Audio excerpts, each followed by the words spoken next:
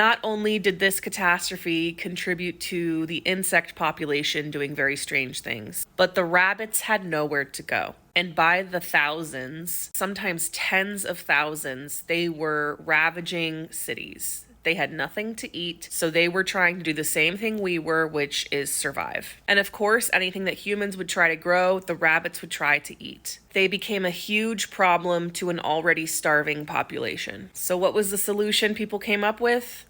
Something the author calls rabbit drives. This is where people would gather by the thousands in some sort of fairground or a field, and they would create a human chain around the perimeter of the field, normally backing up to a fence. So the idea was the chain would push the rabbits in a concentrated area up against the fence. And slowly the chain of people would close in on the perimeter and begin bashing the rabbits with some sort of clubbed weapon. Baseball bats, farm tools, kind of whatever you could get your hands on. And the rabbits would panic and scream. Yeah, you get the picture. You see why I didn't want to talk about this? And this would take place for most of an afternoon. So they would start early morning and it would take all afternoon to kill several thousand rabbits. And I mean several thousand. In the book, he says up to 6,000 in one afternoon. Now, there was some effort to butcher these rabbits and send them into the city because, as we know, the whole country was kind of starving at this point. But rabbits are small, so butchering them takes a lot of work and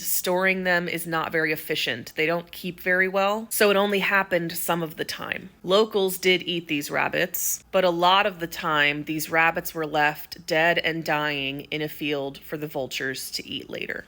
This became hugely popular. It was like a weekly event, kind of like going to the rodeo or going to a football game. It spread throughout the entire Dust Bowl and people really looked forward to it. I don't know, man. It was a gruesome time.